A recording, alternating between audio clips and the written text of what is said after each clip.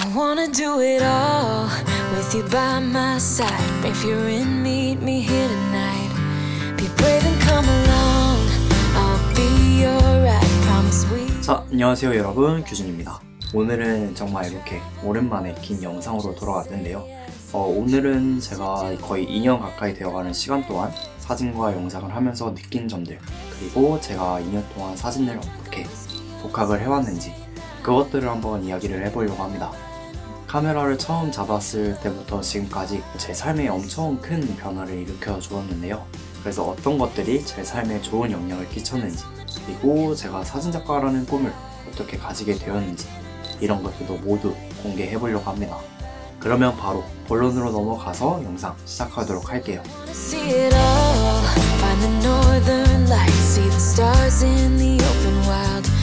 약 3년 전 한참 패션에 관심이 많았던 저는 한 남자 패션 인플루언서를 엄청나게 좋아했어요. 그분이 여행지에서 자신을 감각적으로 담는 브이로그 스타일이 엄청 좋게 다가왔어요. 그래서 저도 그 사람을 따라하고 싶다고 생각을 했고, 그래서 저도 휴대폰으로 브이로그를 먼저 담기 시작했습니다. 그렇게 하나 둘 영상을 찍고 편집하면서 여러 개의 브이로그를 만들다 보니까 자연스럽게 퀄리티를 높이고 싶다는 생각을 하게 됐어요. 그래서 퀄리티를 높이는 방법이 뭐가 있을까라고 고민을 하다가 카메라를 사야겠구나 라고 생각을 했고, 그때 미러리스 카메라를 처음 알게 되면서 그때 처음으로 알파 6700 카메라를 구매했습니다. 브이로그 하려고 샀는데 아무래도 알파 6700 자체가 사진과 영상 밸런스가 좋은 카메라다 보니까 이게 사진을 안 찍을 수가 없더라고요. 그래서 중간중간 사진을 찍으러 출사도 나갔는데 이때 사진의 매력에 푹 빠지게 되었습니다. 중학생 때부터 워낙 사진을 찍는 걸 좀 좋아하기도 했었고, 그때는 카메라를 사야겠다라고 생각조차 안 들 정도로 그냥 휴대폰에 좀 만족을 많이 하고 있었던 것 같아요.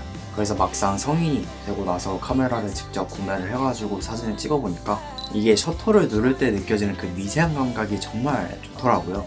이걸 손맛이라고 표현할 수 있을 것 같은데, 예쁜 장면을 뷰파인더로 바라보고 그 순간을 담아냈다는 것에 엄청나게 큰 희열을 느꼈습니다. 근데 카메라를 써보신 분들만 아실 거라고 생각을 합니다. 그래서 이렇게 매 순간 잊을 수 없는 손맛으로 세상의 아름다운 모습들을 담다 보니까 이걸 나만 보기 아까운데 라는 생각을 하기도 했고, 또 하고 싶은 이야기들도 생기다 보니까 이때부터 자연스럽게 세상의 아름다움을 담아서 많은 사람들한테 보여줘야 되겠다 라고 생각을 하게 되면서 자연스럽게 이제 사진작가라는 꿈을 키우기도 했고, 이제 크리에이터라는 꿈을 키우게 된 것 같아요. 그래서 지금까지 이렇게 말씀드렸던 부분들이 제가 사진과 영상을 시작하게 된 계기라고 생각해 주시면 좋겠습니다. 2년 가까이 사진과 영상을 독학하면서 정말 많은 것들을 느낄 수 있었어요. 그 중에서 한 3가지만 이야기를 해볼 텐데요. 이 3가지 같은 경우에는 오로지 제가 사진과 영상을 하면서 느꼈던 그런 부분들이니까 그냥 이 사람은 이렇게도 생각을 하는구나 라고 가볍게 생각을 해주시면 좋겠습니다. 그러면 첫 번째부터 이야기를 시작해볼게요.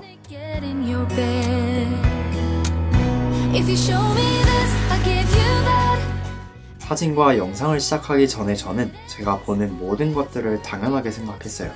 저뿐만 아니라 많은 사람들이 그럴 거라고 생각을 하는데, 솔직히 평범한 일상을 좀 특별하게 보기엔 좀 쉽지 않잖아요. 맨날 보는 풍경, 일상들이 자연스럽게 삶에 녹아들면서 우리가 보는 모든 것들이 당연하게 존재해야 한다고 생각하게 되죠. 하지만 제가 카메라를 잡으면서 세상을 바라보는 시선이 많이 달라졌습니다. 평범하던 일상이 아름다워 보이기 시작했고, 제가 보는 모든 것들이 특별하게 보이기 시작한 거죠. 카메라를 손에 쥔 순간부터 제 삶 자체가 엄청 긍정적으로 변하기 시작했습니다. 사소한 것에 웃고 편안한 마음을 가질 수 있게 된 것, 세상을 아름답게 바라보면서 한 번뿐인 인생을 아름답게 가꿔 나갈 수 있다는 것, 이게 제가 사진과 영상을 하면서 느꼈던 좋은 점, 첫 번째 이유입니다. 제 개인적인 생각으로 사진을 하는 데 있어서 정답은 없지 않을까 라고 생각을 합니다. 기본적인 구도나 노출, 색감 같은 건 배워야 하지만 그보다 더 중요한 거는 내가 어떠한 장면을 담을 때 어떤 마음으로 담는가, 이거를 생각하는 게 좀 더 중요하다고 생각을 하거든요. 그래서 저는 요즘 잘 찍은 사진보다는 조금 더 제가 좋아하는 시선을 많이 쫓아가려고 하는 편입니다. 내가 어떤 시선을 좋아하는지, 그리고 어떤 것에 마음이 이끌리는지 그 감각에 집중해 보셨으면 좋겠어요. 그 감각에 집중하면서 배웠던 이론들을 조금 더 적용을 해나가면 이론적으로 정답에 가까운 사진이 되면서도 자신이 좋아하는 그런 사진들을 많이 담을 수 있을 거라고 생각합니다. 조금 더 자신이 좋아하는 방향을 찾아가면서 그리고 자신만의 정답에 가까운 그런 행복한 사진 생활을 이어나가셨으면 좋겠습니다. 그래서 두 번째, 사진에는 정답이 없다. 한 이 정도만 이야기를 하고 넘어가도록 할게요. 셔터를 누르는 그 순간만큼은 카메라와 나 자신만이 존재한다고 생각해요.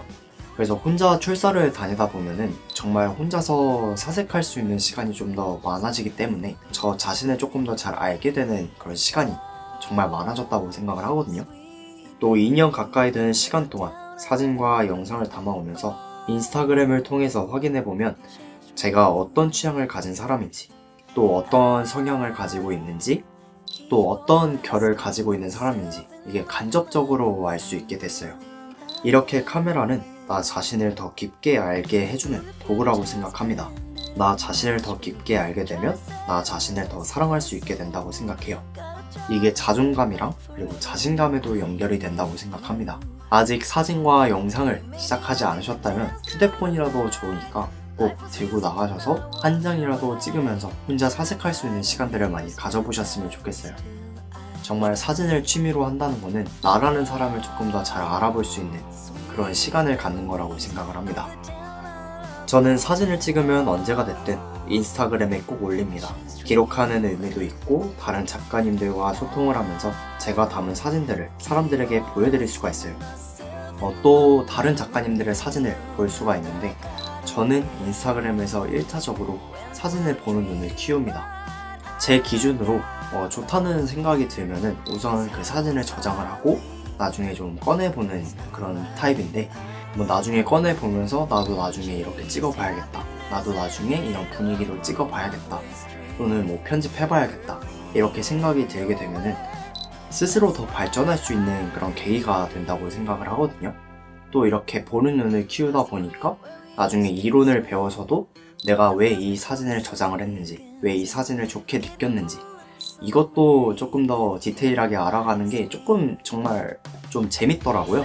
그래서 여러분들도 인스타그램을 통해서 사진을 올려보기도 하고 또 다른 작가님들의 사진들을 보면서 사진 보는 눈을 조금 키워나가셨으면 좋겠습니다. 그리고 제가 인스타그램만 말씀을 드렸는데 사진을 보는 눈을 키우는 거는 정말 많은 방법이 있다고 생각해요. 특정 작가의 사진집을 구매한다거나 혹은 사진전에 간다거나 이런 방법들이 있는데 어쨌거나 이것들은 이제 돈을 들여야 되는 부분도 있고 또 찾아봐야 하는 그런 시간과 노력이 또 필요하기 때문에 가장 접근하기 쉬운 인스타그램을 통해서 먼저 재미와 그리고 흥미를 조금 더 이끌어내고 그 다음에 사진전에 가거나 혹은 사진집을 구매해서 그렇게 사진 보는 눈을 조금 키워나가시는 게 좋을 것 같습니다. 그래서 저 같은 경우에는 인스타그램에다가 제가 좋다고 드는 생각들을 모두 스토리에다 공유를 하거든요. 그래서 그 공유한 사진들을 여러분도 만약에 보고 싶으시다면 제 인스타그램을 팔로우 하셔서 저랑 같이 사진을 보는 눈을 같이 함께 키워나갔으면 좋겠습니다. 정말 요즘 시대에서는 인스타그램이 빠져서는 안 된다고 생각을 하기 때문에 제가 생각하기에는 인스타그램이 사진을 조금 독학하는 데 있어서 좀 큰 도움이 되지 않나 이렇게 생각을 합니다. 바로 다음으로 이야기할 건 유튜브로 독학을 하는 건데요. 저 같은 경우에는 해외 크리에이터 분들을 정말 많이 봅니다. 국내에도 정말 훌륭하신 크리에이터 분들이나 사진작가 분들도 정말 많은데 저는 유독 해외 크리에이터 분들에게 좀 영감을 많이 얻는 편이에요. 그래서 그 많은 해외 크리에이터 분들 중에 딱 두 분만 소개를 해볼 텐데 먼저 사진 같은 경우에는 테오 크로포드라는 분이랑 그래서 영상 같은 경우에는 라이브 오프 리사라는 분에게 정말 많은 영감을 얻고 있습니다. 테오 크로포드 이분 같은 경우에는 사진의 색감이나 구도 그리고 어떻게 창의적으로 관객들에게 사진과 영상들을 어떻게 전달을 할지 이런 것들을 조금 더 많이 영감을 얻었다고 생각을 하고 라이브 오프 리사 이분 같은 경우에는 자신의 이야기를 시네마틱하게 풀어나가는 게 정말 인상 깊더라고요. 또 영상 구도랑 그리고 중간중간 음악 활용하는 부분이라든지 이런 것들이 정말 좋게 다가왔기 때문에 저에게 정말 큰 영감을 주신 분이라고 생각을 합니다. 그래서 이분들을 한번 꼭 찾아보셨으면 좋겠고요.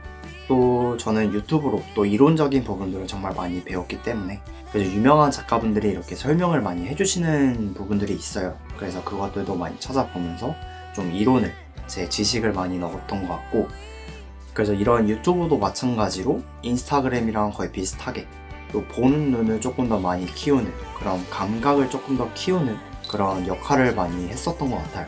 그래서 저는 딱 대표적으로 인스타그램이랑 유튜브를 통해서 사진과 영상을 독학을 했다, 이렇게 말씀드리고 싶습니다. 그래서 오늘은 제가 이렇게 어떻게 사진과 영상을 시작했고 또 사진작가라는 꿈을 왜 가지게 되었으며, 그리고 제가 독학하는 방법들까지 이렇게 여러분들한테 좀 자세하게 이야기를 해봤는데요. 솔직히 독학을 한다는 것 자체가 어떤 특정 목표를 가지고 그 목표를 이루기 위해서 또 그 감각을 익히려고 하는 거라고 생각을 하거든요. 그래서 돈을 지불하고 배우는 것도 정말 좋다고 생각을 하지만, 그래서 이미 제 앞을 달리고 있는 분들이나 혹은 이미 이루고 계시는 분들, 그런 선배들의 영상들을 보면서 그분들은 어떻게 사진과 영상을 담고 관객들에게 표현을 하는지, 이것들도 많이 공부를 하면 좋겠다라고 생각을 했기 때문에 저는 지금까지 이런 식으로 독학을 해왔고요. 뭐 별 특별하지 않을 수 있겠지만 그래도 좀 오늘 이야기를 좀 편안하게 그리고 재밌게 들어주셨으면 좋겠네요.